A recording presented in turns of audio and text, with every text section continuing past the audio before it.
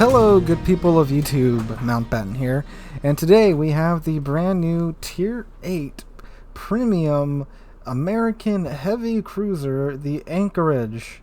Now, some of you may be noticing that, well, you've got 60,000 XP on this ship. Yes, I do, because I got it on stream, we played it on stream for a bit to get a pretty good feel for it, but I'm still going to talk about my experiences during the first 3 or 5 matches that I had with the Anchorage.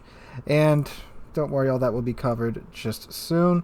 But anyway, let's go ahead and look at her stats. So, armor, she got 27mm bow, 27mm upper, belt, 27mm, not 27mm, my bad, 152mm citadel belt, 102 lower citadel belt, 27mm deck, 27mm stern deck, 27mm stern. And then her citadel is right there. So it is above the waterline and exposed. So don't want to be showing that too much. Alright. She has 41,800 hit points and 16% torpedo damage reduction. She has 12 203mm guns that reload in 15.5 seconds. They 180 in 30 seconds. They have a maximum dispersion of 131 meters with Aiming Systems Mod 1 equipped. 16% chance of starting a fire per shell with HE, and an HE shell penetration value of 34mm, so no need for IFHE. And a maximum AP shell damage of 4,600. And her AP shells travel at 853 meters a second. Her HE shells travel at 823 meters a second. Now, what is important to note about these 230mm guns, they are not the Baltimore 203mm guns. They are actually the New Orleans, or they basically have the same characteristics of the New Orleans, so no super heavy AP shell for you. Alright, secondary guns, she has, well, 4. She has this one 5-inch turret up here, and then another 5-inch turret in the back. That is it. And her main battery firing range is 15.6 kilometers, and the only way to increase that is with a spotter plane. And she does have torps. She has 2x4 533mm torps with a range of 10.5 kilometers and a maximum damage of 19,033, and they travel at 66 knots. AA is 55, so definitely on the low side for AA, especially for an American cruiser. Maneuverability maximum speed is 34.6 knots. She has a turning circle of 800 meters and a rudder shift time of 11.2 seconds. Concealment base is actually 13 kilometers, but with the module and the captain skill, it gets down to 10.7. Alright, and the current build I have on her, I went with a main battery build. So, main armaments mod 1, engine room protection, aiming systems mod 1, propulsion mod 1, and concealment. I only had a 10-point commander. This is a 10-point commander that you do receive with the Anchorage. So I went with preventive maintenance, adrenaline rush, superintendent, and concealment. Oh, and of course, I almost forgot to show you guys the party trick of the Anchorage. And that is that it has, that's not the equipment tab. It has smokescreen and your choice of hydro, fighter, or spotter. So yes, this is a cruiser with torpedoes that has a smokescreen and hydroacoustic search. So yeah, that is of course the main gimmick of the Anchorage. Alright guys, so since I already did do my live first impressions on live stream, since I did my first impressions on live stream, I'm just going to kind of give you guys a findings report of what it's like to play the Anchorage and how it is. So it's got that feeling of, well, it's an American heavy cruiser. It plays like an American heavy cruiser. If you've played the any American heavy cruisers, Salem, Des Moines, Buffalo, any of those ships in that line, feels just like that. Just feels a tad bit more sluggish though. The speed of the ship, the acceleration of the ship feels quite sluggish, and keep in mind I'm running engine mods on this thing, and it still feels like you're trying to stop a battleship with its deceleration and its acceleration times. So keep that in mind when you're deploying your smokescreen. You can't really just slam it in full reverse for a couple of seconds and pop the smoke and be good to go. No, it's going to take you quite a few seconds to slow down enough to where you can keep up with that smoke screen deployment. But the ship feels okay. The guns perform like American guns. They are New Orleans guns and not Buffalo's guns, sadly. Well, the shell used is the New Orleans shell without the super heavy AP. So the guns are pretty decent. The chance of starting a fire, pretty good. It is, I believe in the port, I said 16%. I think it's actually 14%, but I did have the fire flag on. So 14% base for starting a fire. And of course, that could be increased with the signal flags and demolition expert, but I was finding for the most part, I wasn't having too much trouble starting fires with the Anchorage. And overall, doing damage in it, it's not hard to do good, and you just have to get those battles that last more than, 8 or 9 minutes. And on stream, I had a couple of battles that barely made it past the 7 or 8 minute mark, and actually in the first battle, it was just done by the 5 minute mark, so I only did 14,000 damage that battle. Not for lack of trying, but for lack of, enemies to shoot, because they either all got sunk or were on the other side of the map. So yeah, you do need not full length, but medium length matches to really get your damage in with the Anchorage, unless you can pull some pretty funny stuff off with the torps like this.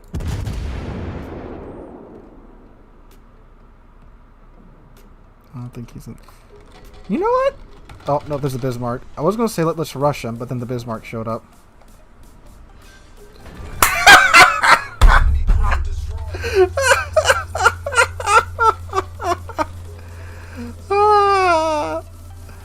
That's great.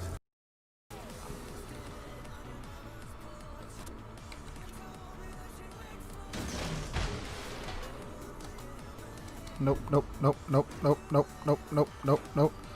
Nope, nope, nope, nope. Hi, how you doing, Biz? What's up?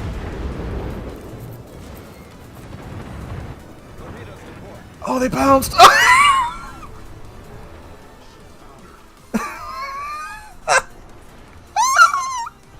What is the ship? I do imagine having the ability to just surprise people with torpedoes is going to wear off once this ship becomes more and more popular and prominent, because I do so far think it's a pretty good ship. The guns are nice. The smokescreen is very, very useful. I would still play near islands though, because the second that smokescreen dissipates, everyone's going to want your bacon. So still play near islands, but the smokescreen gives you that ability to, kind of poke your head around the island and pop your smoke and just get going, because it is a USDD smokescreen. I think it's actually the Fletcher smokescreen. So it's got a nice long duration time, good dispersion area, and when you have the smokescreen captain skill, it will be even bigger than what you're seeing on screen right now. So it's pretty decent for that. Again, don't pop it in the open water and just sit there and spam HE. Just play near islands, use it to extend out beyond the islands for a little bit, and then pull it right back on in. Now, that's another thing with the Anchorage. You have to play close. You have to play close in. You only got a 15-kilometer main battery gun range on this thing, and when this ship is top tier in tier 8 games, or even tier 9 games, really, it performs just fine. But when you get up to those tier 10 games, when it's just you and a handful of other tier 8 ships, it really kind of, you fill your little T-Rex arms with only a 15-kilometer range. Now, you can, of course, increase that with the spotter plane, but I was running Hydro because, again, you're going to pop a smoke screen, you're going to be the center of attention, and, you need to be on the lookout for torpedoes. So running Hydro while you're in the smoke screen is a very, very good idea, because I've saved my butt more than a couple of times by using that. So again, do you want the range or do you want the Hydro? That's what really comes down to. Me, so far, I'm having good success with the Hydro and just playing in close. But the ship is pretty okay. Like I said, it's pretty good. It's not fantastic. It's not terrible. Now, the ship in testing that you might have seen, floating around YouTube and Twitch and Reddit and all that, that ship did have the super heavy AP shell. This one doesn't. So you can't do, super heavy AP shell things like chunk a cruiser for half its health, although you do still have 12 guns.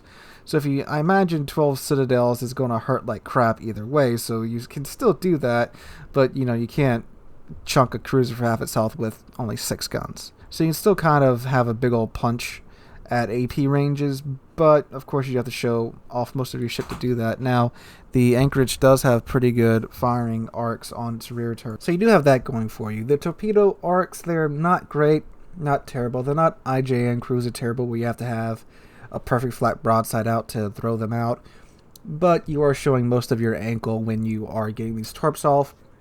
However, again, utilize your smoke screen, you'll be fine. Or if you were just rounding the corner and a ship appears, they're perfect for that as well.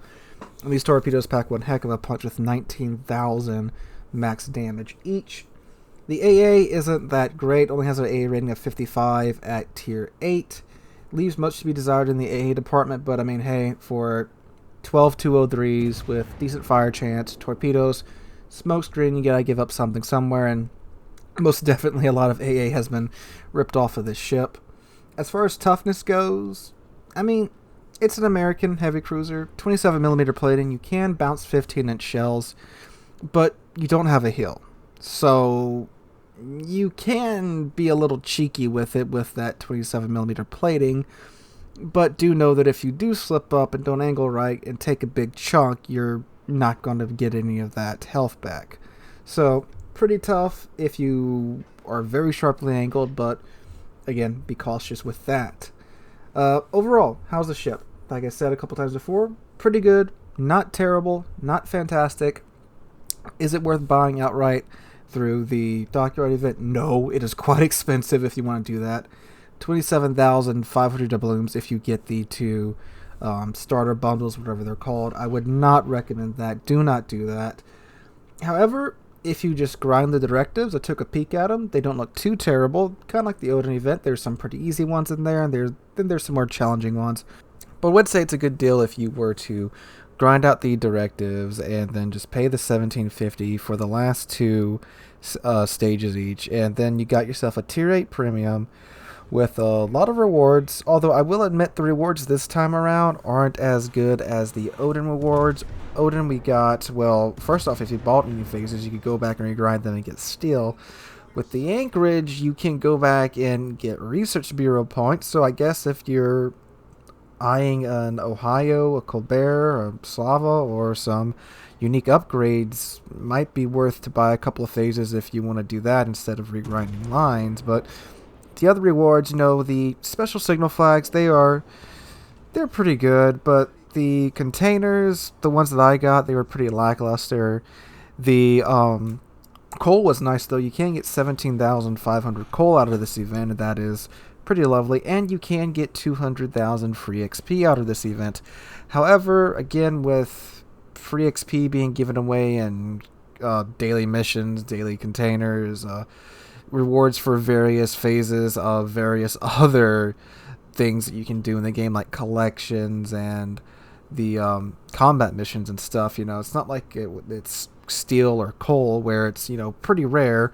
Free XP is pretty prevalent nowadays, but you can still get 200,000 of it by doing this, which again is nice. You can use to go toward maybe a free XP ship you've been saving up for, or you could save this for the captain changes that are coming out, 15 weeks from now if you want to hold on to it for that long. Or you could of course just use it to get some captain skills for your Anchorage if you do complete the hill dockyard. But anyway, it's useful stuff is what I'm trying to say, but it's not the good stuff that we were given with the Odin and the ship that shall not be named event.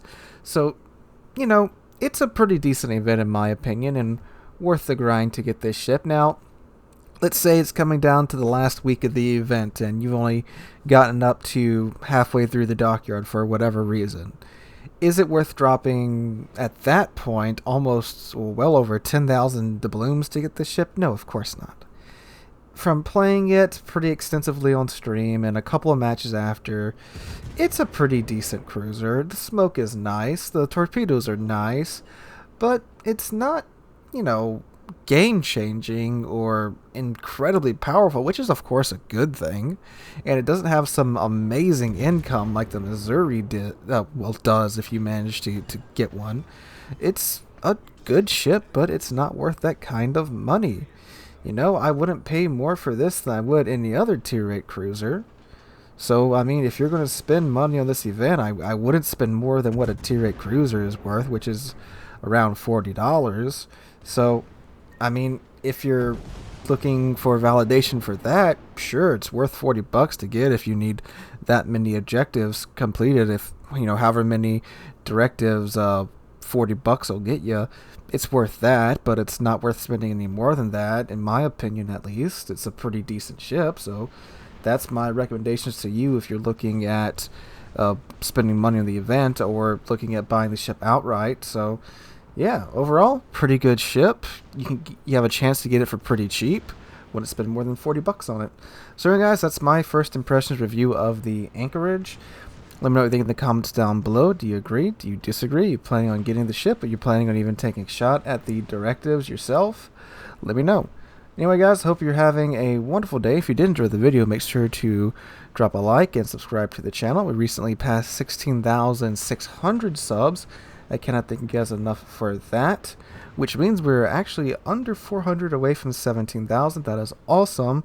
And we're going for our bigger goal, which is 20,000, which if we keep going at the rate that you guys have been, we will get there probably within the next couple of months, which would be absolutely amazing, and I cannot thank you guys enough for that. Thank you guys for watching the channel and donating on stream and watching the streams as well, because that's of course how I managed to get this ship day one to review for you guys. Without you guys, this would not be possible, so again, thank you guys for that.